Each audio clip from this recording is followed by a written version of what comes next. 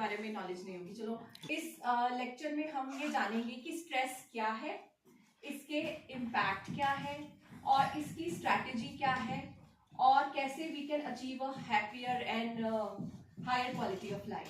तो ये तो पता है आजकल सबको स्ट्रेस होता है। बताओ आप में से कौन कौन है जिनको लगता है कहीं ना कहीं कभी ना कभी लाइफ में स्ट्रेस हुआ है? सभी को हुआ है। Okay, so are you people living with stress? हाँ, are you people living with stress? अभी भी किन किन को स्ट्रेस है? सभी को है। मतलब ये बात आपको ना, you will be having a new birth after this lecture, ठीक है। और जो मेरा जो पर्सपेक्टिव है इस लेक्चर का कि मैं ऐसा कोई आवाज आ रही, प्लीज लिसन पेशेंटली। जैसे आपको एज अ डॉक्टर की जैसे छोटी मोटी, अच्छा मैं अगर ये क्वेश्चन पूछूं, what do you do if you have stress? आप क्या करते हो स्ट्रेस को दूर करने? एक पॉइंट बताओ। You dress up nicely. Good. Next. आप सॉन्ग सुनते, listen to music और chanting, journaling. Good. Food and coloring और sleeping. Good. And ड्राइविंग, ठीक है। सबके अलग अलग वेज है स्ट्रेस को दूर करने के लिए, ठीक है। और ये जनरली सबको पता है ना ये चीजें। अब बात है कि जब आपके पास कोई पेशेंट आएगा वो कुछ बड़ी प्रॉब्लम लेके आएगा, वो छोटी मोटी प्रॉब्लम से नहीं आएगा। इतना हमें पता है, reading, listening to music, talking to friends, है ना, थिंकिंग पॉजिटिव थॉट्स, ये सबको पता है। लेकिन हमें एक डॉक्टर के पर्सपेक्टिव से सोचना है। मैं आपको एक डॉक्टर बनाने के पर्सपेक्टिव से लेक्चर दे रही हूँ कि कल कोई पेशेंट आएगा, आपको उसे कैसे एनालाइज करना है, उसे कैसे ठीक करना है, क्योंकि कंडीशंस बहुत ग्रेव भी हो सकती हैं, बहुत बुरी भी हो सकती हैं, ठीक है। तो जो नेक्स्ट है, what is stress? Stress is a physical and emotional reaction to perceived demands of pressure. When our body feels psychological pressure and strain, it is stress. ठीक है। अभी जैसे पढ़ाई का स्ट्रेस है, आजकल आप लोगों को रिलेशनशिप का स्ट्रेस होगा, आपस में न्यू फ्रेंड्स हैं, कहीं से बॉन्डिंग बन रही है, कहीं से नहीं बन रही है, पेरेंट्स से दूर आए हो, कितने लोग हॉस्टलर्स हैं, बहुत ज्यादा है ना, वो भी एक स्ट्रेस है, ट्रॉमा है, थोड़ा इमोशनल बैड फील होता होगा, शायद रोते, कितने लोग रोते हैं। तो ये चीजें होती है ना लाइफ में, हम अकेलापन फील करते, तो this is a kind of stress, ठीक है। तो बट यू नो, और हम कहते हैं स्ट्रेस इज बैड। कौन कौन कहता है स्ट्रेस इज बैड? तो स्ट्रेस इज गुड, मतलब दोनों ही होता है। सब पहले थोड़ा सा जो स्ट्रेस है वो उसकी दो टाइप्स है। एक होते हैं जैसे एक्यूट स्ट्रेस है और एक है क्रॉनिक स्ट्रेस। एक्यूट स्ट्रेस होता है जो कि है हमारे कुछ पीरियड के लिए, थोड़े टाइम के लिए। क्रॉनिक होता है जो मंथ्स के लिए लास्ट करता है। लेकिन जो इसी से हम इसको दो पार्ट्स में डिवाइड करते हैं, this is you stress and this stress.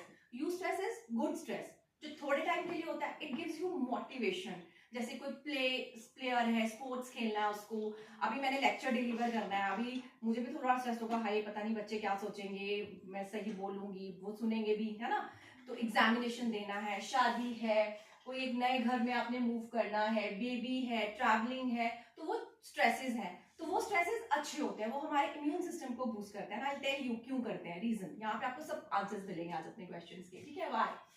लेकिन जब अगर कुछ स्ट्रेस बहुत भयानक होते हैं, लाइक कोई फैमिली लॉस हो जाए, ग्रीविंग का, किसी की डेथ हो जाए फैमिली में, डिवोर्स हो जाए, एक रिलेशनशिप एंड हो जाए, कुछ फाइनेंशियल प्रॉब्लम्स हैं आपके पास, ठीक है, losing a job, illness, traumatic events हो गए, कुछ एडिक्शन हो गया या नेचुरल डिजास्टर्स हो गए, तो ये जो स्ट्रेसेस होते हैं ये आपको वेरी बैडली इम्पैक्ट करते हैं। और क्यों करते हैं, वी विल लर्न फर्दर।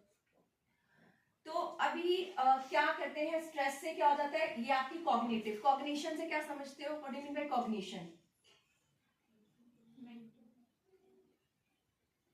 आधे लोगों को ना पूरा बीएमएस भी कर लेंगे ना, कॉग्निशन का मतलब ही नहीं पता लगेगा। एक वर्ड सुना आपने, रिकॉग्निशन। रिकॉग्निशन क्या होता है? पहचान। हमें जो चीज पता है उसको हमें, अब मैं आप यू विल रिकॉग्नाइज मी, पहली बार देख लिया, मैं दोबारा आऊंगी, you will recognise me. Cognition is thinking, जो आपकी नॉलेज, दैट इज कॉग्निशन। तो कई बार ना, हाँ, लास्ट मोमेंट तक आएगी, लास्ट में साइकाइट्री पढ़ोगे, कॉग्निटिव फंक्शन पढ़ लिए, पता ही नहीं है कॉग्निशन है क्या, तो वर्ड्स के मीनिंग आपको समझने चाहिए, उसमें सारी हिस्ट्री सब समझ आ जाएगा। सो कॉग्निशन इज आपकी नॉलेज, जो चीज आप जानते हो, ठीक है। तो ये अब स्ट्रेस हमारे कॉग्निशन को कैसे इम्पैक्ट करता है, डिसीजन मेकिंग। अब जैसे क्या होगा, अगर स्ट्रेस है तो आप इम्पल्सिव डिसीजन, कभी कहते हैं ना कभी गुस्से में कोई डिसीजन नहीं लेना है ना, तो आप बुद्धि भ्रष्ट हो, जब आप काम हो फिर लो, हम इम्पल्सिव गुस्से में आकर मैंने तो तेरे से बात नहीं करनी, चलो ओके बाय, मतलब कोई चीज हम गुस्सा आता है, कुछ चीज दे दी किसी को, गुस्से में दे दिया, ले जा, बाद में पछताएंगे हाय हाय क्यों दे दिया, वो तो गुस्सा में नहीं करना चाहिए था। तो गुस्से में कभी डिसीजन नहीं लेना है, तो ये आपका इसको इम्पैक्ट करता है। और जो बहुत प्रोलॉन्ग्ड स्ट्रेस रहेगा, आपकी एबिलिटी नहीं रहेगी, आप कोई डिसीजन ले ही नहीं पाओगे, ठीक है। सेकंड आता है आपकी मेमोरी में। तो शॉर्ट टर्म जो स्ट्रेस है वो एनहांस करता है, कैसे करता है, पेपर के टाइम एग्जामिनेशन में सब कुछ याद आ जाता है, जो नहीं भी पढ़ा है वो भी पता नहीं 6th क्लास में पढ़ा होगा वो भी आपको याद आएगा। हमें याद है, हमें पता नहीं फाइनल प्रॉफ में वो माइटोसिस मियोसिस आ गया, वो हमने पढ़ा ही नहीं था, पर वो 11th का याद आ गया मुझे बैठे बैठे। तो वो जो स्ट्रेस है आपको जब शॉर्ट टर्म होगा तो वो आपकी मेमोरी इनहेंस करेगा, लेकिन अगर लॉन्ग टर्म स्ट्रेस है तो मेमोरी क्या करेगा, इम्पेयर करेगा, आपको फिर याददाश्त भूल जाएगी, ठीक है। फियर, फियर कहाँ पे होता है हमारा, डर कहाँ पे होता है ब्रेन में, ब्रेन के कितने पार्ट्स होते हैं, कौन कौन सा ब्रेन होता है, एंड हाइंड ब्रेन, और फियर कहाँ रहता है, एमेगडाला में, जो हमारा लिम्बिक सिस्टम है मिड ब्रेन में होता है, ठीक है, वहां पे हमारा जो है वो फियर होता है। तो जब आपका लिम्बिक सिस्टम तब एक्टिवेट होगा जब आपको कोई फियर होगा, ठीक है।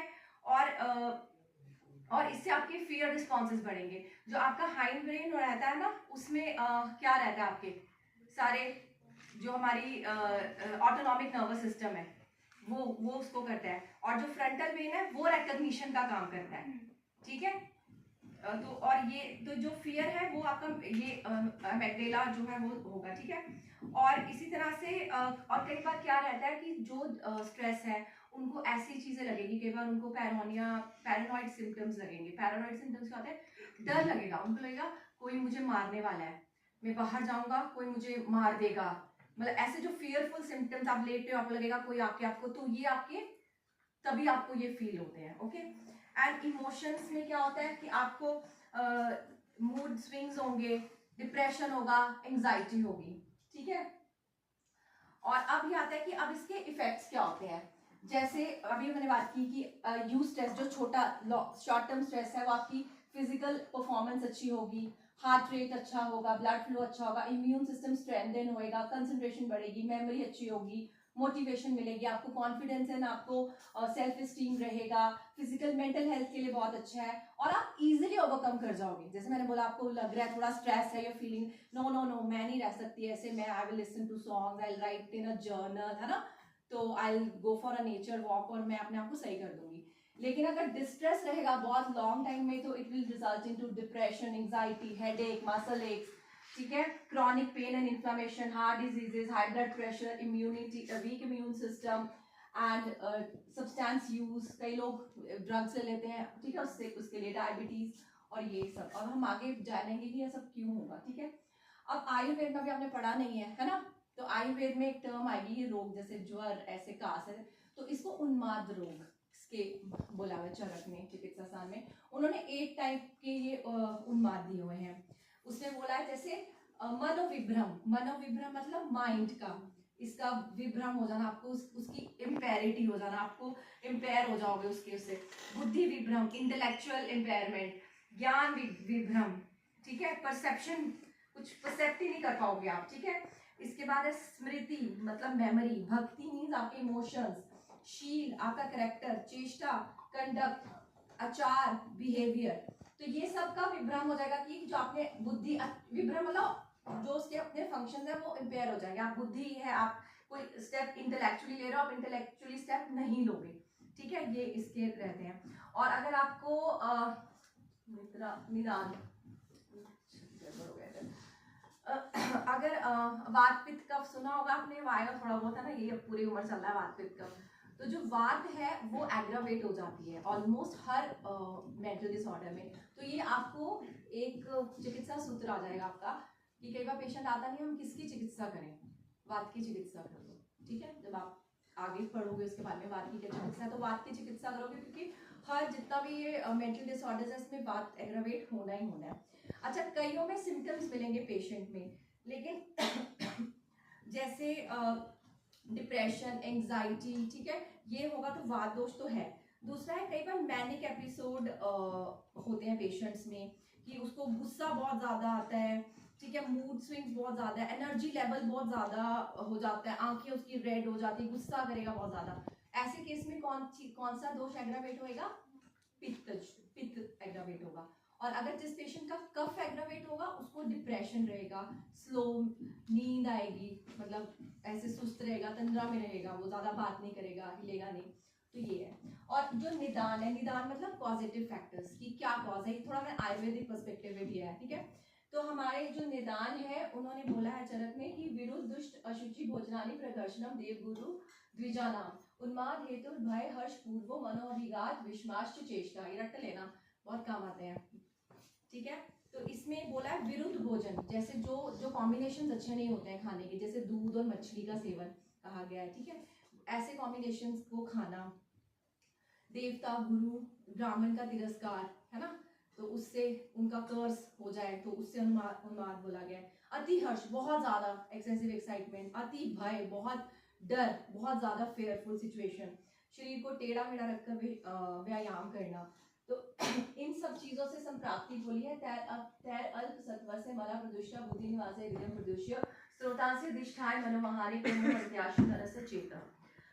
तो इसमें कहा गया है कि जो ये जब भी ये दोष की कुछ भी हमारे जो ये पॉजिटिव फैक्टर्स है निदान सेवन से हमारे कुछ दोष बढ़ते हैं, कभी वात बढ़ता है, कभी पित्त, कई बार कफ, डिपेंडिंग ऑन आपका क्या आप सेवन कर रहा है निदान, ठीक है, क्या पॉजिटिव फैक्टर्स है। और अल्प सत्व व्यक्ति, इसमें एक बहुत इंपॉर्टेंट चीज है, अल्प सत्व मतलब जिसका मन बहुत कमजोर है। अगर आपका माइंडसेट बहुत स्ट्रांग है, ठीक है, you are having very strong personality, strong mindset, फिर नहीं आपको इतना इफेक्ट पड़ेगा। लेकिन अगर मन बहुत कमजोर है, तभी कहते हैं, क्या बोलते हैं, मन के हारे हार है, मन के जीते जीत, मन जीते जुग जीत। तो अगर मन को जीत लिया, संसार को जीत लिया। तो मन को हमने स्ट्रांग रखना है। जिसका मन कमजोर है उसमें ये जो है बुद्धि का निवास जो है मनोवह स्रोतस, उसकी दृष्टि होती है, मन का संक्षोभ होगा और जो है वह उन्माद होगा। और इसमें त्रिदोष का प्रकोप होता है, वात की प्रधानता है, और रज और तम, ये सत्व रज तम त्रिदोष, ये भी है ना, ये जो है ये मानस दोष है, रज एंड तम, सत्व नहीं आता इसमें, ये प्रदूषित होंगे, ठीक है। दुष्यस का मन बोला है, अधिष्ठान बोला है हृदय, ठीक है, बुद्धि का निवास स्थान, स्रोतस जो बोला है वो मनोवह स्रोतस बोला है। सामान्य लक्षण जो इसकी बोले, धी विभ्रम, धी मतलब पैरानॉइड, जैसे मैंने बोला था फियरफुल, पेशेंट को लगेगा कि कुछ डर है, कोई मुझे मार रहा है, कोई मुझे फॉलो कर रहा है, चलो लगेगा कोई फॉलो कर रहा है, कोई हार्म पहुंचा रहा है, ठीक है, ऐसा डिल्यूजन, फॉल्स बिलीफ लगेगा। सत्व परिपल्वश्च, सत्व परिपल्वश्च मतलब मन जो है ना चिंतित रहेगा, मन आपका व्यग्र रहेगा, आपका मन लगेगा नहीं कहीं पे। हाइपर विजिलेंस का स्टेट इसको बोलते हैं, कि state of being constantly on guard, highly alert to potential threat and danger, difficulty with interacting with others.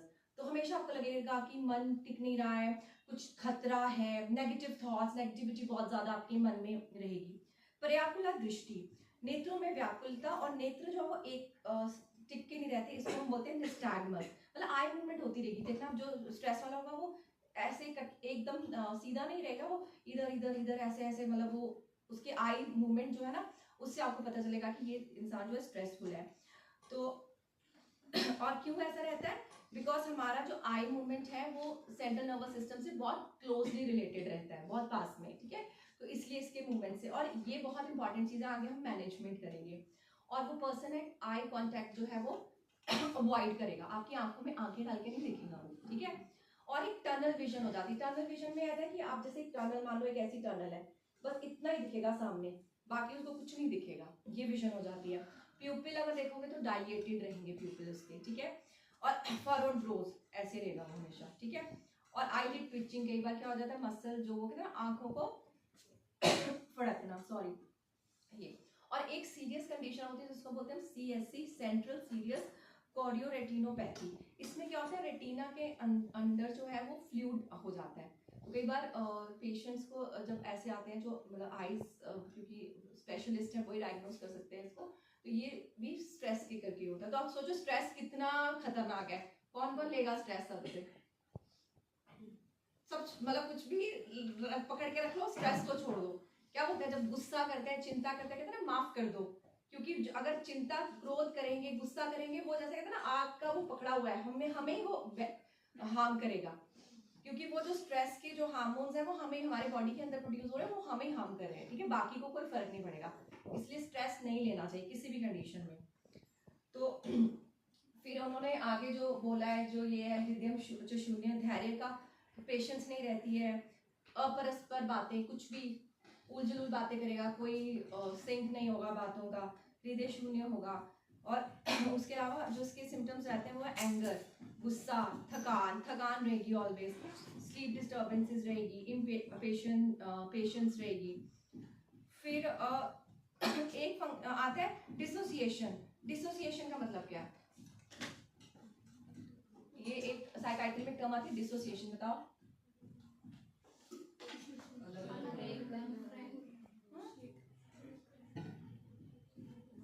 Dissociate होना, एसोसिएट होना, डिसोसिएट होना। डिसोसिएट होता है कि वो अलग, जैसे ठीक है, डिसोसिएशन फ्रॉम वर्ल्ड, उसको लगेगा मैं वर्ल्ड में नहीं हूँ, एक ड्रीम लाइक, मतलब सपने में हूँ मैं, वर्ल्ड से वो डिसोसिएट हो जाएगा, कटा कटा वो अपने आप को फील करेगा। और उसके बाद होता है डीरियलाइजेशन। इसमें भी आपको आपको ऐसा लगता है जैसे आप ना एक हेजी, एक ग्लास वॉल से देख रहे हो, एक क्लाउड से विजन देख रहे हो, ऐसी फीलिंग आती है पेशेंट को, ठीक है। और चेंज इन वॉल्यूशन, मतलब कि आपकी कुछ चूज करने की पावर नहीं रहेगी उस पेशेंट में, ठीक है। और बर्नआउट सिंड्रोम, बर्नआउट सिंड्रोम क्या होते हैं? एग्जॉस्शन, मतलब आप एग्जॉस्टेड रहोगे, या आप अपने आप को इतना काम में डाल दोगे कि रेस्टलेस, आपके पास टाइम है कि रेस्ट करो, लेकिन आप इतना, मतलब कि मैं काम ही करता रहूं, और मेरे पास जो, जैसे आपने बोला लिसनिंग टू म्यूजिक, है ना, वॉकिंग, टॉकिंग, जर्नलिंग, इसके लिए टाइम ही नहीं रहेगा, ऐसा शॉर्ट टेम्पर्ड हो जाओगे। ये बर्नआउट सिंड्रोम्स है। फ्रीक्वेंट इलनेस, इरिटेबिलिटी, तो ये जो सिम्टम्स है सारे, ये इसके जो है वो सिम्टम्स मैंने बता दिया आपको, ठीक है। अब हम आएंगे कि इसके कॉजेस क्या है। कॉजेस में थोड़ा सा अच्छा, ठीक है। इसके जो फैक्टर्स हैं, स्ट्रेस के क्या क्या फैक्टर्स बताएं? इंटरनल जो आपके अपने अंदर है, हमारे नेगेटिव थॉट्स, हमारे एंजाइटी, कोई लो सेल्फ एस्टीम। कई बार क्या होता है, हम लोग ना कई बार हॉरोस्कोप पढ़ लेते हैं अपना, उनको कोई कई चीजें होनी नहीं होती, और वो हम मान के रह जाते हैं ऐसा होगा मेरे साथ, मेरे को पंडित जी ने कहा था ये नेगेटिव चीज होनी है, और वो हमारा बिलीफ इतना स्ट्रांग हो जाता है कि हम कुछ कर नहीं पाते लाइफ में। तो ऐसी जो सेल्फ नेगेटिव टॉक है ना, वो कभी नहीं होनी चाहिए। या किसी ने कुछ कह दिया आपको, तो उसको सच मान लिया कि हाँ मैं तो कर नहीं सकता, मैं तो बेवकूफ हूँ, मैं तो डफर हूँ, तो वो चीजें नहीं होनी चाहिए, ठीक है। ये internal factors, anxiety, low self esteem. और जो एक्सटर्नल फैक्टर्स है वो थोड़ा सा आगे हम करेंगे। जो भी चीज आपको स्ट्रेस कॉज करती है उसको क्या बोलते हैं हम? स्ट्रेसर्स, ठीक है। तो स्ट्रेसेस को 4 पार्ट में इन्होंने क्लासिफाई किया: crisis, catastrophes and major life event, daily hassles, ambient, ठीक है। क्राइसिस हो गए, जो बड़े बड़े क्राइसिस होते हैं, जैसे नेचुरल डिजास्टर्स हो गए, अर्थक्वेक हो गए, हो जाता है ना स्ट्रेस, किसी का घर ही चला गया, लोग मर गए। अभी शिमला में मेरे एक हमारे रिलेटिव से, उनके पास वो एक हुआ था ना शिव मंदिर में, पूरी वो क्लाउड बस्ट हो गया था, पूरी फैमिली मर गई थी। तो उससे आसपास वाले लोग बहुत, वो भी एकदम स्ट्रेस में आ गए कि ये क्या हो गया, है ना ऐसा। तो पैंडेमिक स्प्रेड, पैंडेमिक क्या होता है? वर्ल्ड वाइड होता है। और एपिडेमिक क्या होता है? पर्टिकुलर एरिया में। वेरी गुड, ठीक है, ठीक है। तो ये जो क्राइसिस है, तो इसको दूर करना तो हमारे बस की बात नहीं है, ये गवर्नमेंट लेवल का है, कि जो गवर्नमेंट, आप लोग चाहे हो सकता है कल को एडमिनिस्ट्रेशन में जाओ बड़े होके, है ना, तो फिर वो लोग प्लान करें कि अभी फॉग पड़ रही है, तो गवर्नमेंट पहले ही कुछ मेजर्स रहे कि एक्सीडेंट्स ना हो, या इस टाइम पे बारिश बहुत आ रही है, उस हिसाब से मैनेजमेंट करें। उसके बाद कुछ मेजर लाइफ इवेंट्स होते हैं, जैसे गोइंग टू कॉलेज, जैसे अभी आप हो, ये आपका स्ट्रेस है, मैरिज हो गया, डेथ हो गया, ये आगे हम करेंगे। तो ये जो मेन इवेंट्स होते हैं ये स्ट्रेस कॉज करते हैं। कुछ डेली हैसल्स है, हमारी कुकिंग करनी है, ट्रैफिक करना है, कपड़े धोने हैं, जो डेली के हमारे छोटे मोटे स्ट्रेसेस होते हैं। और कोई इरिटेटिंग पर्सनालिटी को एनकाउंटर करते हैं आपके आसपास? इरिटेटिंग पर्सनालिटीज कई बार किसी बंदे की शक्ल देख के होता है वो पूरा दिन खराब हो गया है ना, एक बार 2 मिनट के लिए खड़े हो जाओ कहते हो सारा तन बदन में आग लग गई है ना, ऐसा होता है ना लोग कुछ तो वो ये होते हैं डेली के हैसल्स। फिर एक एम्बिएंट होते हैं ग्लोबल स्ट्रेस, वो होते हैं कि जो ट्रैफिक नॉइज पोल्यूशन, ठीक है, ये सब हो गया। तो इसको मेजर कैसे करना है, ये बड़ा इंपॉर्टेंट एक चीज है, ये आप लोग ना डाउनलोड कर लेना, ये नोट डाउन कर लेना, इंटरनेट से हो जाएगा। लाइफ इवेंट स्केल, जब भी ये स्पेशली जब क्लिनिक में आप जाओगे ना, तब कोई भी पेशेंट आता है ना, इन्होंने 43 सीक्वेंस किया, पर आगे इन्होंने कुछ एक्स्ट्रा मॉडिफाइड वर्जन भी करा है, तो उन्होंने ना इसके कुछ नंबरिंग दे दिया है, जैसे डेथ ऑफ स्पाउस को दिया 100 नंबर, ठीक है, मैरिज सेपरेशन को 65 लिया, मैरिज को 50 लिया, इलनेस को 53, प्रेगनेंसी 40, कोई retirement 45, death of close friend 37, financial state 39, ऐसे इन्होंने change in responsibility 28, trouble with in loss 29, vacation 13, vacation का भी स्ट्रेस होता है, मुझे होता है, माइनर वॉल्यूशन ऑफ लॉ 10, ठीक है। तो आप पेशेंट से पूछ रहे हो, उससे हिस्ट्री ले रहे हो, तो आप ये नोट डाउन कर लो कि भाई क्या क्या क्या मतलब स्ट्रेसेस हैं, फिर उनकी नंबरिंग दे दो कि अच्छा इस स्ट्रेस पे इतना नंबर आ गया, ठीक है, आपने पॉइंट्स दे दिए उनको।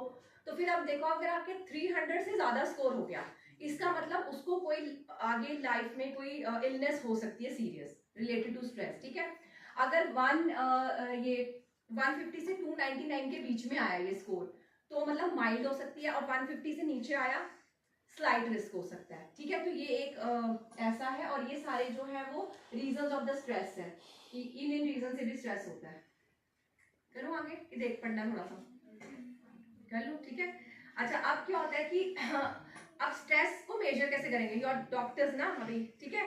तो अब हमने मेजर करना है, तो ये एक आता है गैल्वेनिक स्किन रिस्पॉन्स, इसमें यहाँ पे ना एक स्मॉल करंट लगाई जाती है हमारी स्किन में, क्योंकि जब भी हमें स्ट्रेस होगा तो हमारे स्वेट ग्लैंड्स ना दे प्रोड्यूस मोर स्ट्रेस, कई बार स्ट्रेस होता है तो हाथ गीले हो जाते हैं, पसीना ज्यादा आता है, उससे जो है स्किन की कंडक्टिविटी बढ़ जाती है, तो जो एक इलेक्ट्रिक करंट पास की जाती है इलेक्ट्रोड से, तो वहां पे आपको उसका मेजर करोगे, तो वहां से आपको पता चल जाएगा कि ये बंदा स्ट्रेसफुल है, ठीक है। फिर एक जो है हार्मोन होता है कॉर्टिसोल हार्मोन, जब भी इसको स्ट्रेस हार्मोन कहते हैं, जब भी हमें स्ट्रेस होगा ये बॉडी में रिलीज होता है, एंड उसके कारण ये ब्लड टेस्ट आप करा के सुबह 5 से 25 माइक्रोग्राम नॉर्मल रहता है, तो अर्ली मॉर्निंग अगर 8 बजे आप टेस्ट कराओगे, फिर इसको आप इसकी नोट डाउन करो कि कॉर्टिसोल लेवल कितना है, उससे भी पता चल जाएगा कि ये स्ट्रेस में है या नहीं है।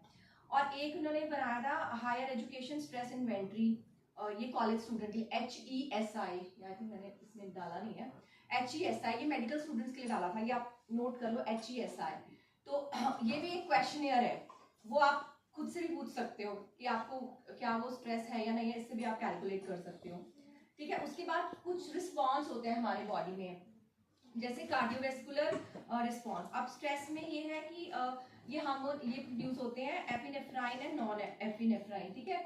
इससे हार्ट रेट इंक्रीज होता है, बीपी बढ़ता है, सोडियम रिटेंशन बढ़ता है, और बॉडी को ज्यादा ऑक्सीजन की जरूरत होती है इस समय, और वेजोकंस्ट्रिक्शन होएगा स्पेशली किडनीज में। तो ये हमारी बॉडी का जो रिस्पॉन्स है कार्डियोवेस्कुलर सिस्टम पे ये रहता है।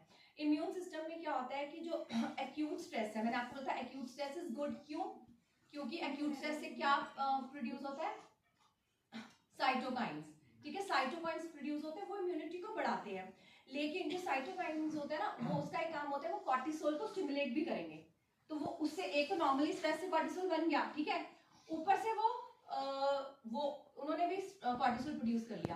तो जब एक लॉन्ग टर्म में स्ट्रेस रहेगा, कॉर्टिसोल का बहुत हाई लेवल होगा, तो वो नेगेटिव फीडबैक से शट डाउन कर देगा साइटोकाइन प्रोडक्शन, तो वो उससे क्या होगा, इम्यूनिटी जो कि इम्पेयर हो जाएगी। तो तभी जो हमारा शॉर्ट टर्म में इम्यूनिटी बढ़ती है, और लॉन्ग टर्म स्ट्रेस में क्या होती है, इम्यूनिटी कम हो जाती है। आगे समझ आपको, बोर तो नहीं हो रहे, ठीक है। और फिर इसका रहता है कि impact on health, sleep problem, digestive issues और हेडेक वगैरह रहता है। और अब और मेंटली लेवल पे डिप्रेशन, एंजाइटी, मैंने आपको भी जो किया था, difficulty in concentration, emotional level पे इरिटेबिलिटी, सेंसिटिविटी, फीलिंग ओवरवेल्म, ये सब रहता है इसका, ठीक है। अब एक जो है हमारे साइकोलॉजिस्ट थे हैंस साइली, इन्होंने बहुत इंपॉर्टेंट है, जनरल एडेप्टेशन सिंड्रोम गैस, ये इन्होंने दिया था कॉन्सेप्ट, और ये एक होम्योस्टैसिस बनाता है कि मतलब see our body loves us so much, हम इतना अपने आप को लव नहीं करते जितनी हमारी अपनी बॉडी करती है। उसने खुद ही एक होम्योस्टैसिस का एक बनाया कि अभी स्ट्रेस होगा तो मैंने क्या मैकेनिज्म करना है। और उन्होंने पहला जो इसका है वो आता है alarm reaction, second is resistant development and third is the exhaustion. ठीक है, अब क्या होता है कि जो अलार्म रिएक्शन है ये कहाँ पे स्टार्ट होगा, हमारे ब्रेन में, हाइपोथैलेमस है। ठीक है, मेन जो फादर ग्लैंड जिसको बोलते हैं ना कि बॉस, बिग बॉस, सब कुछ उसके पास है। ठीक है, तो वो आपको जैसे होता है ना कि हम लोगों के होते हैं कैशियर हो गए, भाई इतना फंड दे दो तो वो देंगे, है ना, तो वैसे ही ये है कि ये आपको देंगे, हार्मोन्स पिट्यूटरी जाके उससे मांगेगा, ठीक है, तभी वो देंगे। तो वैसे ये यहाँ हाइपोथैलेमस के लेवल पे जो ये रिएक्शन स्टार्ट होता है, ये क्या करता है, ये जो ऑटोनॉमिक नर्वस सिस्टम की सिंपैथेटिक जो डिवीजन है, ठीक है, उसको जो सिंपैथेटिक नर्वस सिस्टम है उसको एक्टिवेट करता है। एंड प्लस एड्रीनल मेड्यूला, कहाँ होता है एड्रीनल मेड्यूला, किडनी के ऊपर। अच्छा, और सिंपैथेटिक डिवीजन कौन सी होती है, कहाँ पे होती है सिंपैथेटिक डिवीजन की नर्व्स, किधर होती है, और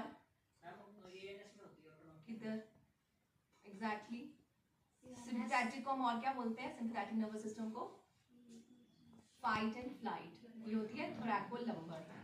ठीक है, डिवीजन होती है लंबर, तो उसके फर्स्ट एंड सेकंड दो जो रहती हैं वो उसमें इंक्लूडेड रहती हैं। और पैरासिम्पैथेटिक क्या क्या होता है, क्रेनियोसैक्रल, ठीक है, वो होता है उसमें।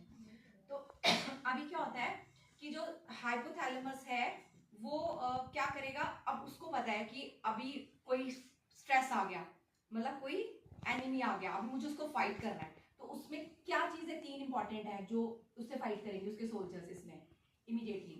एक तो मसल्स कि कहीं लड़ना पड़े हमें मसल्स, दूसरा ब्रेन कि हमें अलर्ट रहना पड़े, ठीक है, और तीसरा क्या है, हार्ट को पंप करना है। तो बाकी सब सिस्टम शट डाउन हो जाएंगे जैसे डाइजेस्टिव सिस्टम हो गया, हमारा रिप्रोडक्टिव सिस्टम हो गया, यूरिनरी सिस्टम, वेजोकंस्ट्रिक्शन हो गया, वहां पे वो इनहिबिट हो गए, बिकॉज वो कहते हैं चलो इसके बिना भी चल जाएगा, फिलहाल उसको स्लो डाउन करो, मतलब बिल्कुल बात नहीं, स्लो डाउन, यहाँ पे ज्यादा हमें ऑक्सीजन चाहिए, ग्लूकोज ज्यादा चाहिए। तो किस किस को शुगर क्रेविंग होती है, कोई स्ट्रेस हो जाएगा होती, मन करता है चॉकलेट खाएं, कुछ खाएं, अच्छा फूड, किसने बोला था मैं फूड खाती हूँ, तो हाँ, तो इसलिए वो अच्छा लगता है क्योंकि हमारी बॉडी को ग्लूकोज चाहिए। तो अब क्या होगा कि उससे क्या होगा, तो अब स्केलेटल सिस्टम में ज्यादा, और जब कॉर्टिसोल ज्यादा बढ़ता है तो हमारी बोन्स में से कैल्शियम ज्यादा ब्लड स्ट्रीम में आ जाएगा। ठीक है, हार्ट जो है वो पंप करना स्टार्ट कर देगा, ब्रेन भी बहुत एक्टिव हो जाएगा। अब जो जैसे अब क्या होता है इसमें कि एक साइड में जो हमारे किडनी में जो ब्लड सप्लाई कम हो गई, ठीक है, कम होने से क्या हो जाएगा, वहां पे किसकी सिक्रीशन होगी, रेनिन की सिक्रीशन होगी, क्योंकि वहां पे बॉडी को लग रहा है कि ब्लड नहीं जा रहा है। ठीक है, अभी उससे क्या होगा, आरएनए पाथवे होता है, रेनिन एंजियोटेंसिन एल्डोस्टेरोन, वो एक्टिवेट हो जाता है। ठीक है, वो क्या करेगा, उसको लग रहा है कि जा नहीं रही ज्यादा ब्लड सप्लाई, वो उसको थोड़ी पता है, वो अपना सोच रहा है सिस्टम, ये अपना काम कर रहा है, तो उससे सोडियम रिटेंशन हो जाएगी, सोडियम को वो ठीक है रिटेन करेगा, ब्लड प्रेशर बढ़ जाएगा। और ये जो वाटर रिटेंशन है ये कहाँ हेल्प करती है, जब भी जैसे कोई ब्लीडिंग हो, सर्जिकल इंजरी हो, तो वहां पे बॉडी का वाटर जो है वो मेंटेन करती है, ठीक है, फ्लूइड लेवल। ठीक है, अब क्या हो गया कि यहाँ तक हो गया, अब नहीं काफी देर रहा, फिर बहुत क्रॉनिक रह रहा है, तो अब वो हाइपोथैलेमस हाथ खड़े कर देता है कि भैया अब मेरे से नहीं हो रहा है। अब नेक्स्ट कौन काम करेगा, अपना पिट्यूटरी, वो क्या करेगा, हाइपोथैलेमस CRH जो है कॉर्टिकोट्रोपिन जो हार्मोन है वो रिलीज करता है, और एंटीरियर पिट्यूटरी से एड्रीनोकॉर्टिकोट्रोपिक हार्मोन जो होता है वो रिलीज होता है। वो एड्रीनल कॉर्टेक्स से अगर मैं पीछे करूं इसको, ये एड्रीनोकॉर्टेक्स, आगे समझ देखिए, ठीक है,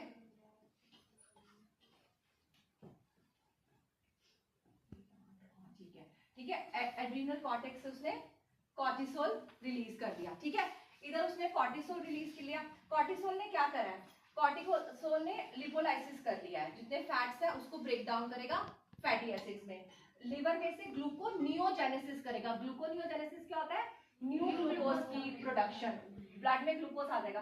प्रोटीन कैटाबॉलिज्म करेगा, प्रोटीन से क्या बनेगा, अमाइनो एसिड्स आ जाएंगे।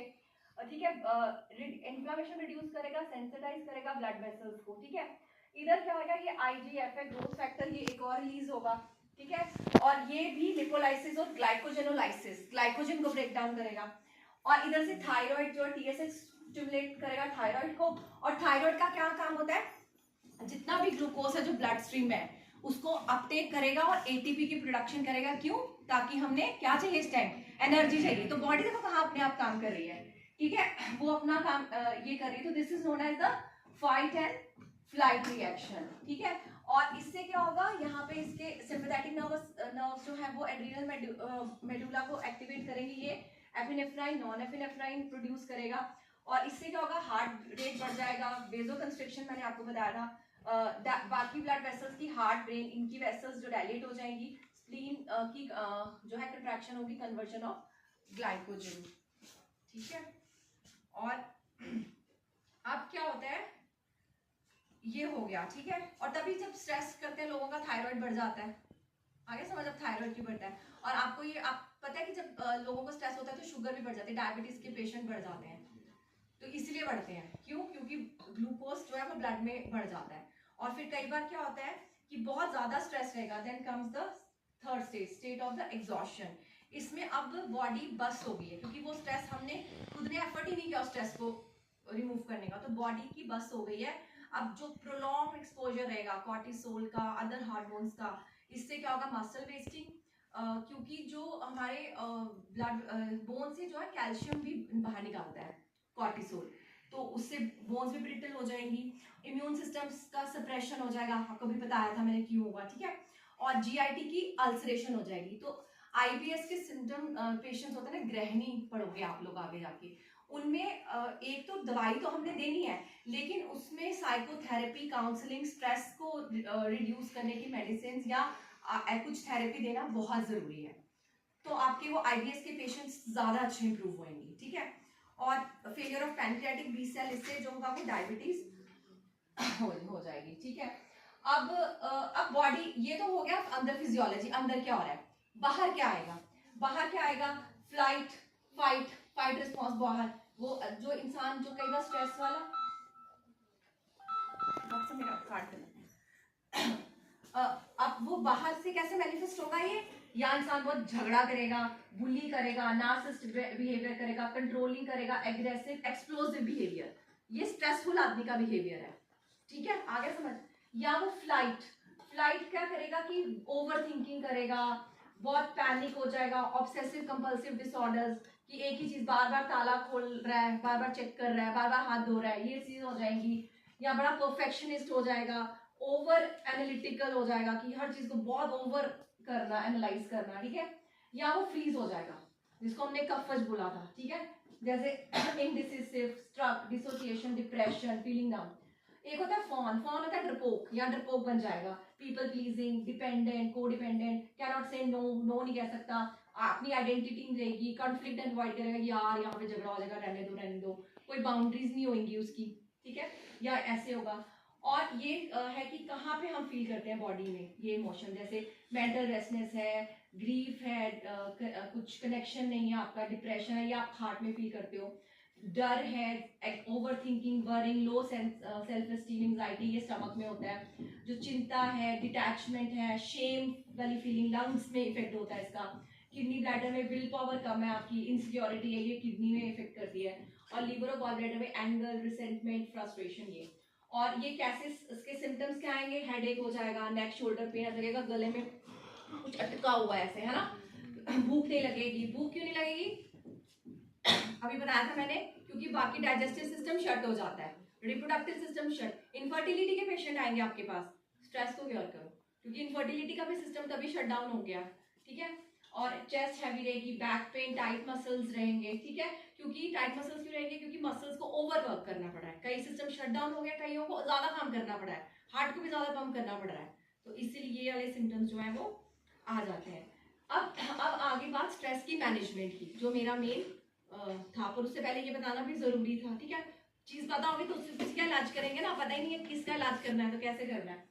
अब मैनेजमेंट के लिए हमें पहले तो पता होना चाहिए सोर्स क्या है, वो जो आपने अपना क्वेश्चनियर किया था, ठीक है, उससे आपने पता लग गया, पेशेंट आ गया आपके पास कि क्या क्या चीजें स्ट्रेस है, और उसके साथ फीलिंग क्या है, कि वो एंजाइटी, चिंता फील कर रहा है, या वो डिप्रेस फील कर रहा है, या लो सेल्फ एस्टीम है, या उसको गुस्सा है ना, गिल्ट है, वो फीलिंग भी आपको पता होनी चाहिए। और सबसे पहले इज एक्सेप्टेंस कि हाँ ये चीज होगी, it is a part of life. कुछ ऐसा नहीं हुआ है कि ये कुछ मेरे साथ ही हो गया है। अभी कल परसों किसी की डेथ थी, हम गए वहां पे, बेचारी वो लड़की, उसके पहले ब्रदर की डेथ हो गई थी, फिर अब उसके फादर की डेथ हो गई, तो एक आंटी, हाय हाय तेरा दी रौनक चली गई, तेरे पापा दी, हाय हाय। तो वो बच्चा बेचारा, मतलब जो और डिप्रेशन में, तो हाय हाय पता नहीं क्या हो गया मेरे साथ ऐसा। तो ऐसे नहीं करना है, मतलब कि कोई बात नहीं, this is part of life, life must go on, show must go on, मतलब हमने ऐसी बातें करनी होती है ना। लोग तो वो सांत्वना का देने आते हैं, तो स्ट्रेस दे के चले जाते हैं हमको, है ना। और आयुर्वेद में क्या बोला है, ये सबसे बड़ा है संक्षिप्त क्रिया योग निदान परिवर्जना।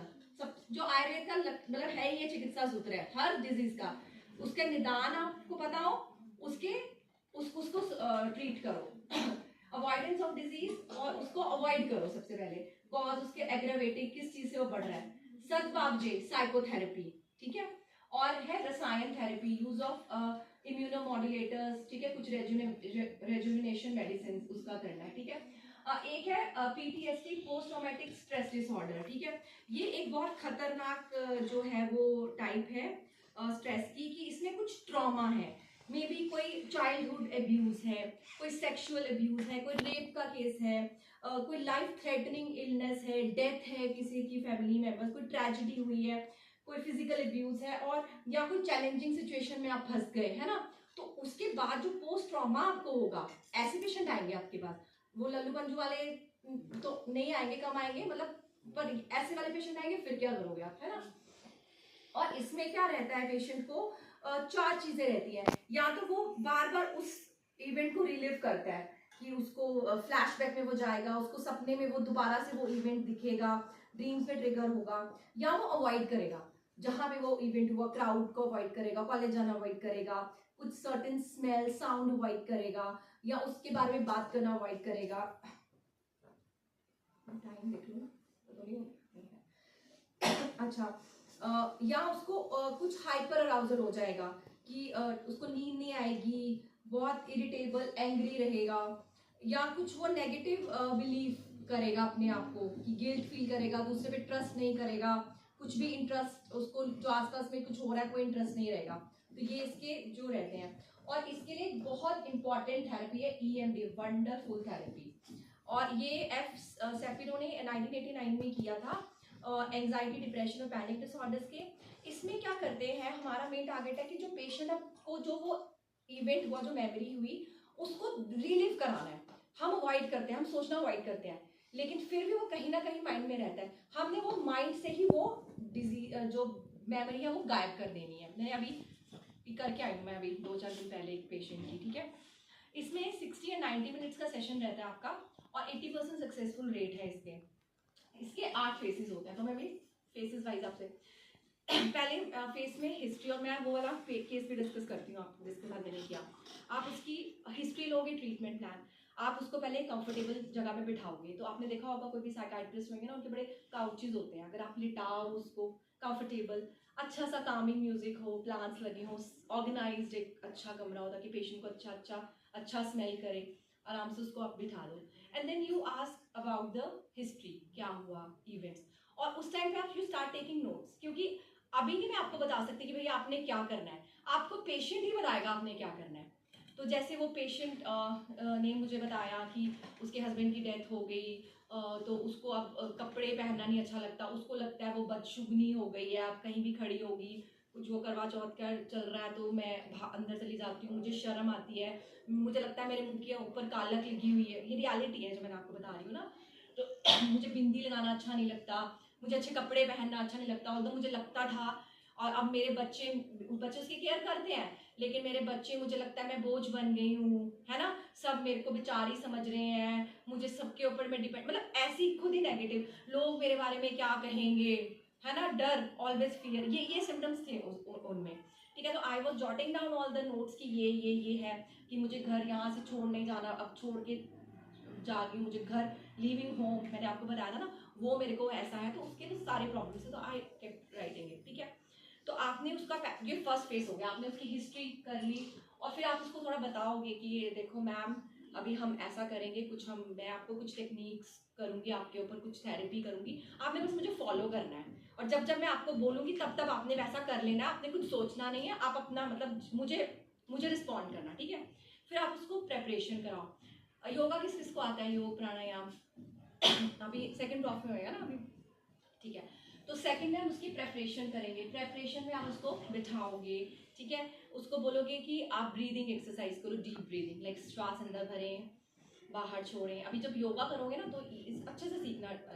तो जैसे हम पूरा कुंभक रेचक करते हैं 1 4 2, इसके समवृत्ति प्राणायाम है, वो अलग टॉपिक है, बहुत ज़्यादा लंबा हो जाएगा, ठीक है। विषम वृत्ति तो आप उसको नॉर्मलाइज करोगे, जैसे बॉक्स ब्रीदिंग कहते हैं, इनहेल करते हैं उसको बोलते हैं पूरक, सांस अंदर लिया कुंभक, एक्सेल रेचक, सांस बाहर लिया बाह्य कुंभक, ठीक है ना, ये होता है। तो इसमें ये बॉक्स ब्रीदिंग में आप उसको करा सकते हो कि अपने अपने ब्रेथ पे ध्यान दो, ठीक है, उससे वो पेशेंट को रिलैक्स हो जाएगा, ठीक है। अब आपने उसकी कहानी तो सुन ली है, ठीक है। अब आपने थर्ड पार्ट करना है असेसमेंट, टारगेटिंग द मेमोरी। अब आप उसमें से लोगे कि अच्छा आंटी आपको कपड़े नहीं अच्छे लगते पहनने, बताओ फिर अगर आपने वो सूट, तो वो आप उससे कुछ ऐसा क्वेश्चन पूछोगे कि वो जो अच्छा आपके हस्बैंड से उसने बोला कि हस्बैंड रात को डेड बॉडी पड़ी थी और मैं जब रात को वहाँ गई हूँ तो मुझे लगा मैं जागी हुई हूँ वो सो रहे हैं, तो लाइक आंटी आपको कैसा लगा कि मैम, वो चलो मेरे आंटी थे तो मैं उनको आंटी बोल रही थी कि आपको जब आपने वो देखा उनकी डेड बॉडी, तो आप उसको ट्रिगर करो, है ना। जब वो ट्रिगर करेगी यहाँ आपने अपना ऑक्यूलोमोटर फंक्शन करना है, क्योंकि वो आपकी जो मेमोरी है आपने उस पर पहले ही कर लेना। जब फर्स्ट में ना अपनी फिंगर का डिस्टेंस की बताओ कितने लेवल पे आपकी आंख आपको सही दिख रहा है, कहीं इतना ठीक रहा है, इतना ठीक है, ठीक है। आप उसको बोलो कुछ भी कोई बोल रहा है ना, जो बोलेगी कि हाँ मेरे बेटे बहू मेरी ध्यान देते हैं, अच्छा आंटी आप ना मेरे यहाँ जो भी केस आपका मैम आप मेरी आइज को देखी जाओ और बोली जाओ, वो आपको देखी जाएगी और वो बोल ही नहीं पाएगी, उसको वो मेमोरी वो बोलने में ना बहुत डिफिकल्टी होगी, तो आपने करते जाना है। फिर आपने उसको बोला दोबारा से करो, देखो स्पीड बढ़ा देनी है अपने फिंगर की कि वो देखते जाए, वो मेमोरी बोलती जाए, ठीक है। ये हो गया। फिर उसके बाद कुछ टाइम आपने ये बायलेटरल BLS कहते हैं, बायलेटरल स्टिमुलेशन। तो आपने जब हिस्ट्री लोगे तो उसको ये भी पूछना है, कई बार अगर मेरे पास टाइम बचेगा मैं आपको एक मेडिटेशन जरूर कराऊंगी, तो कि आपके कौन से बॉडी पार्ट में वो स्टिमुलेशन हो रही है। तो कई बार पेशेंट बोलते हैं मेरे थ्रोट में लंप है, कोई कहता है मेरे दिल में यहाँ होता है, कोई कहेगा मेरे हाथ में है, कोई कहेगा मेरे पैर में है, उस हिसाब से बायलेटरल, ठीक है। ये बटरफ्लाई क्लैप होता है, जैसे ये बटरफ्लाई बना ली यहाँ इधर रख ली थ्रोट के पास, पेशेंट को बोलना है अपने आप को ऐसे करते जाओ, है ना, और वो अपना वो सीन दोहराते जाए जिस बारे में भी उसको मतलब ट्रबल है, वो बोलता रहेगा, इधर से आपकी स्टिमुलेशन होती रहेगी, ठीक है। आप वो मेमोरी उसको बोलो कि आप वो मेमोरी रिलीव करो, जिस चीज से आपको बहुत ज्यादा प्रॉब्लम हुई है आप उसको सोचो, ठीक है। वो पेशेंट सोचेगा और यहाँ ये ही टेक्निक्स हैं, इनसे जो होगी वो उसकी मेमोरी धीरे धीरे, क्योंकि उसको प्रॉब्लम आएगी रिकैप्चुलेट करने के लिए, ठीक है। या आप हाथ पे उसको ऐसे करने से कह सकते हो, ठीक है, या पैरों पे टैपिंग, या जैसे आप बैठ गया पेशेंट ऐसे हाथ उसका ऐसे है, आप अपने हाथों से उस पे ऐसे टैप करो, है ना। तो ये जो स्टिमुलेशन होगी धीरे धीरे आप देखोगे, क्योंकि एक सिटिंग है, हफ्ते में 2 बार उसको सिटिंग ले बुलाओ, 12 से 13 सेशन इसके ले लो, तो धीरे धीरे उसकी मेमोरी जो है वो फेड होती जाएगी, ठीक है। इसको बोलते हैं डिसेंसिटाइजेशन, फोर्थ पार्ट, ठीक है। Because it changes the way that the, ये जो टेक्निक है, ये जो मेमोरी स्टोर होती है ना उसको चेंज करता है, जिस वे से स्टोर है, कहता है mind is just like a muscle, once it stretch to new dimension it never comes back. अगर आपके माइंड में रहेगा मैं बहुत वीक हूँ, मैं बहुत डरपोक हूँ, आप ये सोचो, once you started speaking no I am brave, I am very intelligent, जो नया जो आपका वो माइंड का सेट चेंज हुआ ना, तो वो it will never revert back, then you will never say कि आई एम कॉवर्ड या आई एम फियरफुल, आप कहोगे आई एम फियरलेस, आपका माइंड आपको बोलने नहीं देगा। यही हमें योग सिखाता है, जब हम योग की प्रैक्टिस करते हैं ना, योग आपको इसको बोलते हैं अवेयरनेस, ठीक है ना, सेल्फ कॉन्शियसनेस इसको, ठीक है। अभी इसके बाद नेक्स्ट क्या आ गया, इंस्टॉलेशन। तो अब आपने क्या करना है, इसको इंस्टॉल करनी है पॉजिटिव कॉग्निशन, ठीक है। अब कैसे होगा कि आपने नोट्स बना लिए थे पेशेंट के सारे, ठीक है। साथ साथ में आप पॉजिटिव, अब उसको बोलो कि मुझे ये बहुत नया जगह बहुत गंदी लगती है, तो आप उस पर नया लाइन लिखोगे कि आई am grateful for my new place that has given me shelter, I am grateful, gratitude उसमें लेके आओ, ठीक है ना। तो उसको बोलो कि आई am very sad, I am blessed, है ना। वो आप उसको नेगेटिविटी को आप उसको पॉजिटिव एफर्मेशन, तो वो आप पेशेंट ही आपको बताएगा कहाँ टारगेट करना है ना।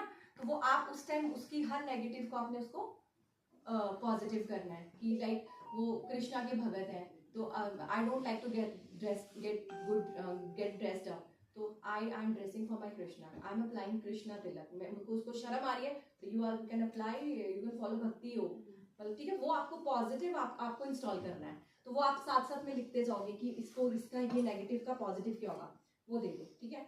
And what I extra do कि मैं अगर पेशेंट ऐसे हो, जो भी पेशेंट आता है आप अपनी भी when you have worry right it down and burn it and look at that paper and watch burning of your all the problems। वो कौन सी मूवी जब भी मेट है ना, वो देती है ना, वो उसका वो जला देती है फोटोज का, तो ये एक थेरेपी है कि आप देखो अपनी वॉच योर वरीज बर्निंग कि ये जल रही है, अब they are gone from inside, अब they will never come back, ठीक है।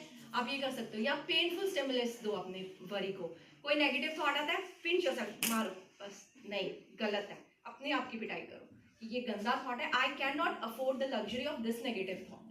एक नेगेटिव थॉट भी हम नहीं अफोर्ड कर सकते हो अफोर्ड आइपना कॉर्टिसोल, क्या देख लिया ना, बट अभी सारा कुछ कितना सब कुछ happening in our body because of only stress. तो नहीं रहना है, स्ट्रेस में रहना भी नहीं है और हमने किसी को रखना भी नहीं है, खुद भी खुश रहना। और ये नहीं कि खुद स्ट्रेस फ्री रहो तो दूसरों को स्ट्रेस देके रहो, है ना। जो दूसरों को दुख देता है उसको, है ना, लॉ ऑफ कर्मा, अपने आप आता है दुख, ठीक है। अच्छा, उसके बाद फिर बॉडी स्कैन करो। बॉडी स्कैन के लिए सबसे अच्छा होता है योग निद्रा, अभी लर्न करोगे आप पूरे। हम टो से लेके पेशेंट को ऊपर तक लेके जाते हैं, सोचो पैरों के तरफ अवेयर हो, घुटने, पेट, और कहाँ पे उसको फील हो रहा है, आप उसको बॉडी स्कैन करो। और अगर है, उसको लग रहा है, फिर उसको बोलो स्टार्ट टैपिंग, अगर आपको लग रहा है अभी भी थोड़ी प्रॉब्लम है। फिर उसके बाद होता है क्लोजर। क्लोजर क्या है, आप बंद करनी थेरेपी, अगेन आप इनहेल एक्सहेल एक्सरसाइजेस से उनको करवाओ, ब्रीदिंग सेंसेशन मेंटेन। जब भी मैं पता नहीं अभी डॉक्टर समझा रही कि मैं I am also yoga trainer, मैं हमारा स्टेट की योगा ट्रेनर हूँ, जो हमारे डिपार्टमेंट में ना जलंधर से। तो मेरा अपना योग का मैं सेशन देती हूँ लेडीज़ के फ्री ऑफ कॉस्ट, जूम पे सुबह शाम मेरे सेशन चलते हैं।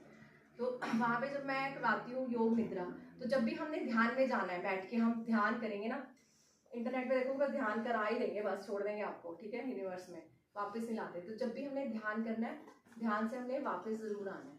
जैसे आप गए थे ऊपर, फिर धीरे धीरे आप वापस आओ, अपनी सराउंडिंग्स की तरफ ध्यान लो, है ना, फिर करके फिर धीरे से ध्यान से बाहर आओ। कई बार पता आप ध्यान में तो एकदम से आप ऐसे उठते हो, वैसे नहीं करना है कभी भी। तो जैसे हमने पेशेंट को अब लेके आए, वहां तक लेके गए, उस तक हमने उसको क्लोजर करना है, उसको हमने वापस आना है। फिर दोबारा से डीप मेडिटेशन कि अपना बॉडी के बारे में सोचो, पैरों के बारे में, हार्ट, अपनी बॉडी के प्रति सजग हो जाओ, अपने सराउंडिंग्स के प्रति सजग हो जाओ। आप अब एक न्यू बीइंग हो with full of energy, full of enthusiasm, है ना, you are reborn, everything bad is gone, there is a great future ahead. ऐसे ऐसे उसको पॉजिटिव एफर्मेशंस दो, फिर वो सही हो जाएगा, ठीक है।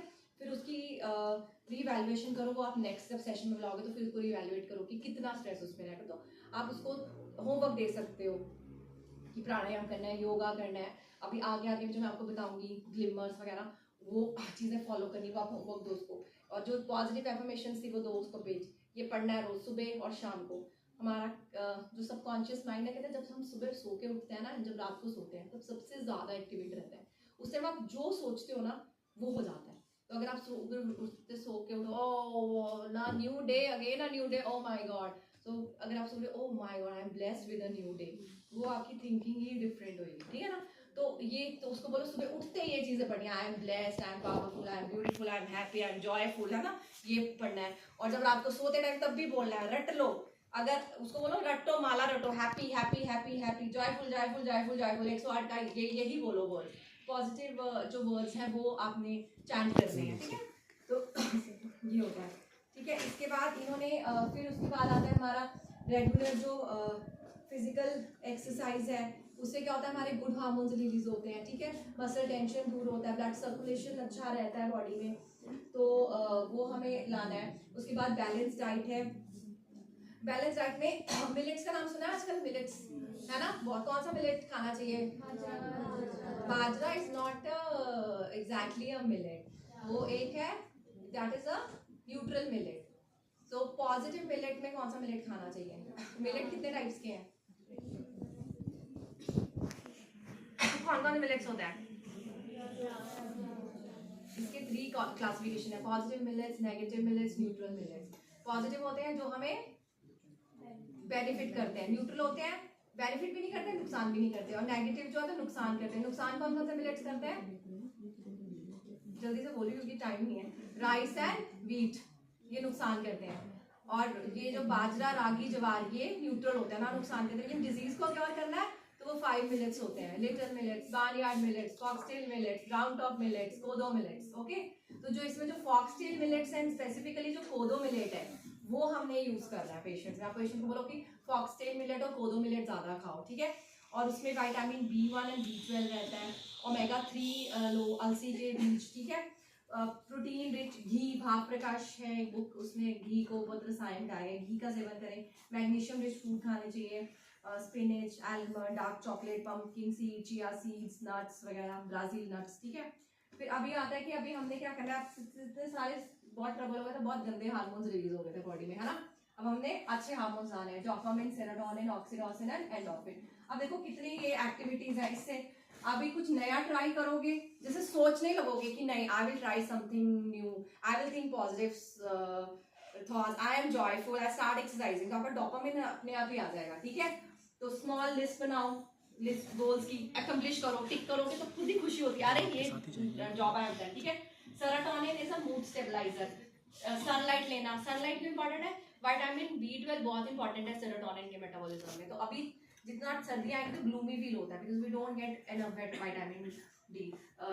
तो आपको विटामिन D अगर चाहो तो सप्लीमेंट ले लो, या आप धूप अपनी लो अच्छे से।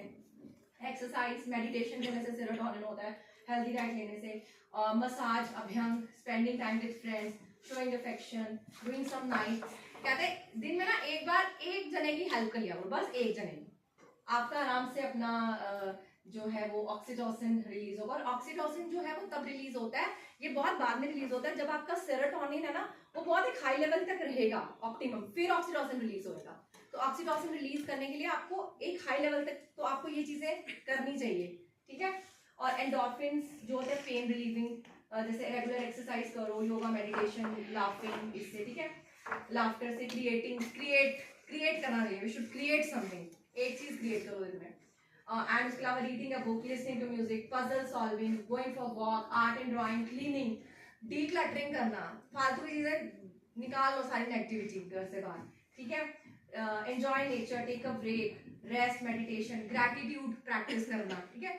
कहते हैं ना कि जिस if you become thankful, grateful, वो चीजें भी अट्रैक्ट, लॉ ऑफ अट्रैक्शन, किसको पता लॉ ऑफ अट्रैक्शन, मैनिफेस्टेशन, जो चीजें होती है वो हम मैनिफेस्ट करते हैं खुद से, जो चीजों को हम एनर्जी देंगे ना वो हमारे पास आएगी। अभी दुख को एनर्जी दी, लड़ाई को की, झगड़ा ही आएगा, कंपटीशन को क्या कंपटीशन मिलेगा, बीइंग ग्रेटफुल तो आपको ग्रेटफुल पीपल ही मिलेंगे, आपको अपॉर्चुनिटीज मिलेंगी। जैसा हम अंदर होंगे वैसे ही हमारा आउटर वर्ल्ड जो है वो मैनिफेस्ट करता है, ठीक है। तो ये ग्रैटिट्यूड प्रैक्टिस करना चाहिए, रात को सोचना चाहिए what is the magical moment of my life, what things I am grateful for, ठीक है। माई बॉडी, माई कॉलेज, है ना, मतलब I am sitting in so cosy room, तो उस चीज के लिए ग्रेटफुल होके खुश रहना चाहिए, ठीक है। जर्नलिंग करनी चाहिए, लिखना चाहिए पूरा दिन में, how I feel, what kind of person I am, my achievements, my goals, क्या करना है, ओके। एंड ये अगर आप एंशियस हो तो मेडिटेट करो, स्ट्रेस्ड हो तो वॉक करो, ओवर थिंकिंग है तो लिखो, सैड हो तो एक्सरसाइज करो, लेजी हो तो स्क्रीन टाइम कम करो, एंग्री हो तो म्यूजिक सुनो, और लैक ऑफ सेल्फ कॉन्फिडेंस है तो शावर लो, टेंस्ड हो तो स्ट्रेच करो, टायर्ड हो तो नैप करो, बर्न आउट हो तो रीड करो, ठीक है। या असेंशियल ऑयल, अच्छी अच्छी खुशबू के अराउंड रहो आपने, ठीक है। और ये बहुत इंपॉर्टेंट कॉन्सेप्ट है कि गट हेल्थ का आजकल, ठीक है। हमारा you know what is gut, gut is our second brain, entering nervous system, इस पे बहुत काम हो रहा है आजकल कि जो हमारे गट में जो बैक्टीरिया, माइक्रोबायोम्स है, they also produce dopamine and serotonin. तो अगर हमारा गट हेल्दी रहेगा ना काय चिकित्सा के क्या कहते हैं, कायस्य अंतरग्नि चिकित्सा, काय चिकित्सा। जब ये आयुर्वेद प्रैक्टिस करनी ना, पेशेंट आ गया आपके पास, इफ यू फील लाइक कि नहीं यार कुछ समझ ही नहीं आ रहा है, अग्नि की चिकित्सा कर लो, आपको बाद में समझ आएगा ये सब मेरे बातें याद रखना।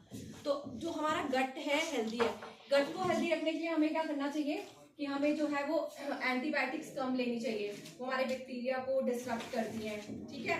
और उसके अलावा फर्मेंटेड फूड खाना चाहिए, डोसा इडली जो फर्मेंट करते हैं, स्प्राउट्स हो गए, कांजी, कांजी में आयुर्वेदिक एक ड्रिंक है।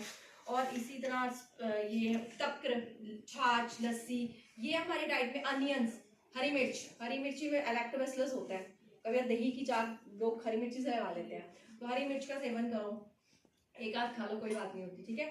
बाले, ओट्स, ठीक है। अम्बली बनती है हमारे, अम्बली इज वेरी गुड थिंग, ये मिलेट से बनती है, मिलेट्स को फर्मेंट करके ना अम्बली बनाई जाती है। तो अगर बहुत ऐसा पेशेंट है, लाइक कैंसर के पेशेंट भी इससे ठीक हुए हैं अम्बली से, तो जो डाइजेस्ट नहीं कर सकते वो मिलेट को उस फॉर्म में लेके, अम्बली का फॉर्म जो बेस्ट फॉर्म है अगर मिलेट आपने खाना है गट हेल्थ के लिए, ठीक है। और इसके बाद कुछ ड्रग्स है हमारे आयुर्वेदा की, जैसे अश्वगंधा, जटामांसी, ब्रह्मी, मुलट्ठी, हरिठी, मंडूकपर्णी, ये ड्रग्स का यूज कर सकते हो आप, ठीक है। और ठीक है, ये सब बेनिफिट्स क्या है अश्वगंधा के, जैसे स्लीप साइकिल इंप्रूव करता है, स्ट्रेस एंड एंजाइटी कम करता है, मसल स्ट्रेंथ बढ़ाता है, इन्फ्लेमेशन कम करता है, ब्लड प्रेशर को हेल्दी रखता है, कोलेस्ट्रॉल लेवल को ठीक करता है, और बोन हेल्थ को मेंटेन करता है। तो अश्वगंधा हम का सेवन हम कर सकते हैं। और फिर एक आती थेरेपी पंचकर्मा, पता है आपने सुना होगा पंचकर्मा। पंचकर्मा से बहुत इसमें अब बॉडी की मसाज होती है, बॉडी की स्वेटिंग होती है, फिर हम कई प्रोसीजर्स करते हैं, इसमें वस्ती होती है, विरेचन है, नस्य है। तो ये पंचकर्मा से भी बहुत बॉडी की जो है स्ट्रेस रिलीफ होगा, ठीक है, और सारे टॉक्सिन जो है वो रिमूव होंगे। और शिरोधारा है, इसका बहुत अच्छा इफेक्ट है। शिरोधारा का इफेक्ट है, हम कहते हैं डायबिटीज के पेशेंट को शिरोधारा करो, जब सर पे ऑयल की धारा लगाते हैं, क्योंकि ये स्ट्रेस को रिमूव करती है शिरोधारा। और इसी तरह नस्य, कहते हैं नाशा ही शीर्षो द्वारा, हमारा नाक जो है ना, नेजल कैविटी बहुत बड़ी है अंदर से, और अंदर इतनी ज्यादा ब्लड सप्लाई है ना। तो अच्छा, एक क्वेश्चन कभी सुना आपने, सुना है सूर्य भेदी प्राणायाम या चंद्र भेदी प्राणायाम, सुना है? ऐसे करते हैं सूर्य नाड़ी एक्टिवेट होती है, ऐसे करते हैं चंद्र नाड़ी एक्टिवेट होती है। क्यों एक्टिवेट होती है? हम मेडिकल स्टूडेंट है, कई बार ना हम लोगों को ना बहुत वो लोग करते हैं कि ये ऐसे ही बोलते रहते हैं इधर उधर की बातें। रीजन क्या है? क्योंकि जो राइट साइड वाला हमारा नोज है ना, उसमें ब्लड सप्लाई बहुत ज्यादा है। अगर आप वो जो सांस लोगे ना, तो जो नोज का जो ये खाली एक तो फिल्ट्रेशन है, दूसरा है कि जो हवा को, एयर को वार्म करना। तो राइट साइड में ब्लड सप्लाई ज्यादा है, तो ज्यादा वार्म एयर आपके अंदर जाएगी, लेफ्ट में कम है। तो जब राइट से ज्यादा सांस लोगे तो ऑब्वियसली जो पित्त है, गर्मी, वो बढ़ेगी बॉडी की। तो ये कोई ऐसी दूर की बातें नहीं है, ये साइंटिफिकली इसका रीजन है, ठीक है। ये पता होनी चाहिए चीजें, कल को कहीं बहस करनी हो तो फिर आना चाहिए, है ना। तो फिर इसी तरह से चंद्र नाड़ी, शीतली प्राणायाम करते हैं हम। कैसे करते हैं? है ना, मुंह से लेते हैं, तो नाक को हमने बाईपास कर दिया, तो मुंह से तो ठंडी आवाज आएगी, तो ऑब्वियसली क्या आएगा, मुंह ठंडा ही होगा बॉडी, है ना। ये रीजन रहता है। तो जो हम नेजल रूट से जो भी ड्रग देते हैं ना, वो पूरे सिस्टम में बहुत अच्छे से जाती है। तो जैसे अभी कफ वगैरह, पोल्यूशन है, 2-2 ड्रॉप्स डालो अनु तेल के, और स्ट्रेस भी इससे रिलीफ होता है। माइग्रेन, हेडेक्स में इसका बहुत इफेक्ट है। पैरों की मसाज करना, ठीक है। और फिर आ गया मेडिटेशन एंड डीप ब्रीदिंग। तो लेकिन थोड़ा सा और 10 मिनट सुन लोगे? बोर तो नहीं होगे ना? अच्छा, ये शॉर्टकट में लिखी मैं योग, ठीक है, ये मेरा फेवरेट है। आप देखो ना, अब इतनी सारी चीजें ना हमें याद नहीं रहती हैं, तो ये ना बहुत अच्छा फॉर्मूला है योग का, पेशेंट को बताना हो तो। योग के जो 8 लिम्स है वो यम, नियम, आसन, प्राणायाम, प्रत्याहार, धारणा, ध्यान, समाधि, ठीक है। आप सबसे पहले जो यम है ना, ये 8 लिम्स है। हमें लगता है योग सिर्फ एक एक्सरसाइज है, पर ये एक्सरसाइज नहीं है, इसमें कुछ प्रिंसिपल्स हैं। तो जो यम में 5 प्रिंसिपल्स है, तो मैं शॉर्टकट लूंगी। जैसे अहिंसा है, अहिंसा होता है किसी को के साथ कंपैशनेट रहना, हिंसा मतलब लड़ाई झगड़ा करना। तो उसमें हमें क्या रहना है स्ट्रेस को दूर करने के लिए, कि अपने माइंड को you should be treating like a garden, कि उसमें अलाउ सिर्फ पॉजिटिव थॉट्स को करो, उन चीजों को करो जो आपके लिए बेनिफिशियल है। कहते हैं stand at the gate of your brain and don't allow any negative thing inside. तो ऐसे आपको एक गार्ड करना आना चाहिए कि यार नो नो, ये नेगेटिव चीज है मेरे माइंड में नहीं आए।